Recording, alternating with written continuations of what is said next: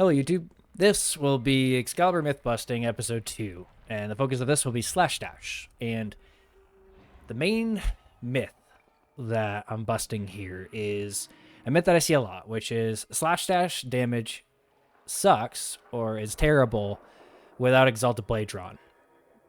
Now, what I'll do is preface this with sort of a false conclusion that I think people come to because of one build that dominates Excalibur, both in sort of the general community in public at large, and also in a lot of other YouTube builds, because not a lot of YouTubers really come to this level of conclusion, where I think the proper conclusion about Excalibur post Techrot Encore and the way to build to him. If you're familiar with my build guides, you probably know what the answer to this question is, which what I'll do is explain why I think people believe this, because the most prolific build for Excalibur that is heavily trafficked is obviously Chromatic Blade with melee influence. And that's a pretty standard build. It's the easiest build to come to as a conclusion because most players are looking at Excalibur's augments and they think, okay, Chromatic Blade forces all IPS to a specific element, and his default emissive color is in fact electric. So then it's like, okay, well, the game kind of tells you you should equip Chromatic Blade and you should equip Influence and then just use that. Now, there's some things to note before I show you the actual build and the way to fix this and why this isn't the case. I will demonstrate how this works. So here's a very important thing to understand. There's a bug with Chromatic Blade in Slash Dash, and Slash Dash in Simulacrum exclusively. This is something I have reported. It's a bug report that it's already on my channel and already on the forums. So Slash Dash in Simulacrum actually receives the bonus of Chromatic Blade, but if you go into a real mission, 100% status chance like this of Slash, or over 100% in this case, it doesn't work in real missions this way. So ideally they fix this and it works like this, because this will be better. It still won't be that great, but it'll be a lot better when you don't have Exalted Blade drawn. But to discuss where that comes in, so in normal missions, if you don't have Exalted Blade drawn, you do not get the status chance and the full IPS conversion from Chromatic Blade onto Slash Dash, unless you have Exalted Blade drawn. Also, the thing about Exalted Blade, when you do have it drawn and you Slash Dash, you get waves. And those waves do a lot more damage than just base Slash Dash in this sort of build configuration. So that's something to keep in mind. Also, one of the other big things to note about Slash Dash, it doesn't benefit from Condition Overload.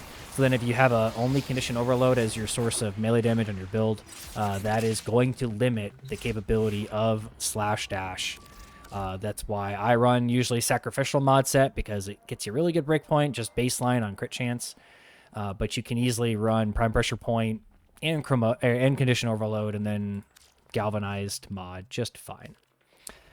The other thing to note, and this is discussing some very specific things about Slash Dash. We'll see it, look at it here.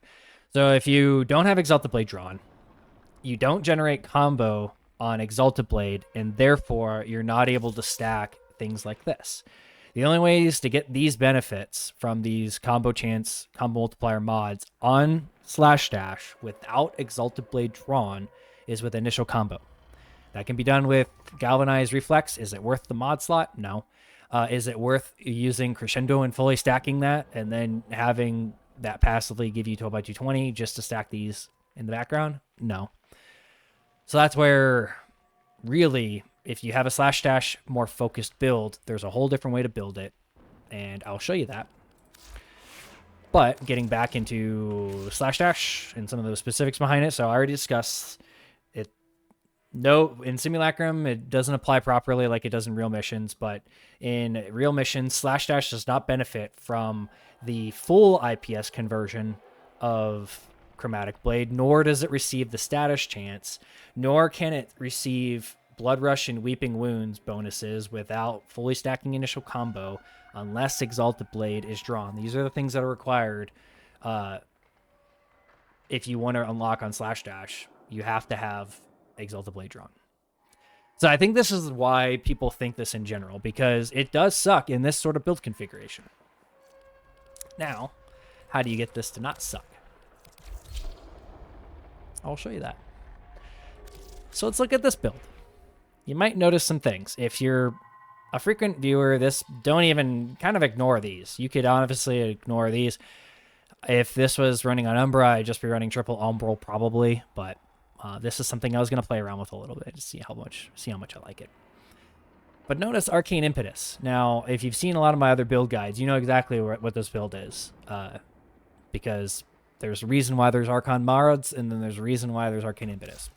And that's because, by far, the best way to scale Slash Dash alone and unlock some extra features is by running melee Afflictions.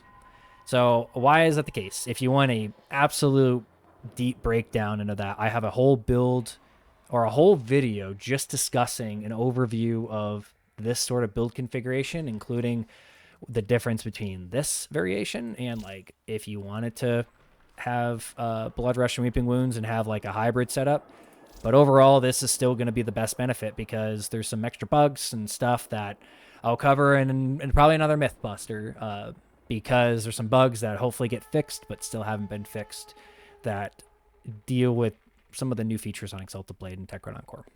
But what we'll do is show this. So how does this work? Well, the TLDR of that other video, when you slash dash a target with Afflictions, it knocks them down. And if they have status effects on them, you stack those with Afflictions. So it's not even just the base guaranteed slash proc that gets stacked to 7 in this scenario, which you notice how much damage it's doing now. What I'll do here is I'll build some combo here. Build some combo off this guy. And notice all those 12 stacks. Well, now we got 15 stacks. So I just stacked a bunch of that. And I had some other status effects on him that I scaled, but notice my combo. 7 stacks on him, doing more damage. But there's more ways to buff that. Let's Raffle Advance. There's Raffle Advance. And then here's Furious Javelin. So there you go. And no, this isn't crazy stacking crit damage. This is with just running 1 melee crit damage shard. So this isn't really even that crazy of a scaling build. 5.2% or 5.2 times. This is without a companion, and my companion on this setup runs Tenacious Bond, so that's even more. So that's how you can actually buff this. And if we wanted to cross compare, if you took an influence build, so let's even do this. I think this is probably the easiest way to demonstrate this. So I'm going to take off Afflictions, and you're going to see how much this actually benefits this build. So I'm going to stack that to full. I'm going to slash dash that target. And notice, damage not that great. I give them Raffle Advance. Notice, it's not killing the enemy instantly like it was before, pretty much with like 1 or 2 slash procs. And then what we'll do is we'll give Raffle Advance, and we'll get this, and then we'll see. So yes, that scales it higher, but does it scale it nearly as high as it does with Afflictions? No. And then also, this stacks up to 15 stacks. So you're talking about 90% strength. And this will scale to at least 8 or 9 stacks with, I'll even show you that. So we'll put Afflictions back on. This will stack very easily, very quickly, very high, just based on some specific things, like one of these guys still have over there. Okay, so see there, I have Magnetic, Electric, Toxin, now Corrosive, and Slash. So now I'm already at 5 stacks. Notice that guy has Impact on him, or Puncture. So we stack this up, get our full IPS on the target. We get our cold proc. We get gas proc on him. We're right now just at 7. So I see this stack even up to 9 without a companion, and then you can put stuff on your companion too. The other way to stack this is Momentous Bond on your companion does apply unique status effects to where you do get that as a feature. And the key thing to note about just this build in general, you're not just slash dashing, you're comboing this with melee that When you slash dash, you can break it with a melee attack. It's a really good synergized melee-based abilities on Excalibur, who is a melee warframe, spoiler alert, with combination of your equipped melee, where you can have, in this case, I've got Toxin and Magnetic on Dual Liquors, which also procs electric, and then I've got Gas and Cold set up on Exalted Blade. So you have a really good variety of status damage types on top of your ability to stack stuff from your teammates and from your companion. And there's a lot of really cool features there. So I think this is where the community gets it wrong in general and where it's a myth because of the fact that I don't think this is a very highly publicized interaction. So I'm not going to get too much deeper into Exalted Blade in this because this is a slash dash video. And if you have any questions about that, if you have any deeper discussion that you want about the way slash dash works, I actually have a dedicated video on slash dash covering the way the combo works. The fact that it's still a pseudo exalted, it basically only got 2 major changes. It got base stats finally. It's not 0%, 0%, 1x.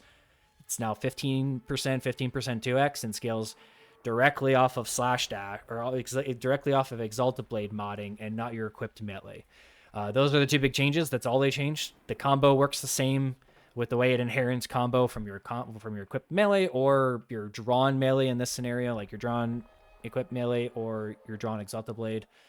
So it works completely differently than the rest of them. And the same principles that applied before Techrot Encore to buff slash dash still apply, just you can actually proc an arcane with them now, and it actually is a lot better than what it used to be pre-Techrot Encore because of that.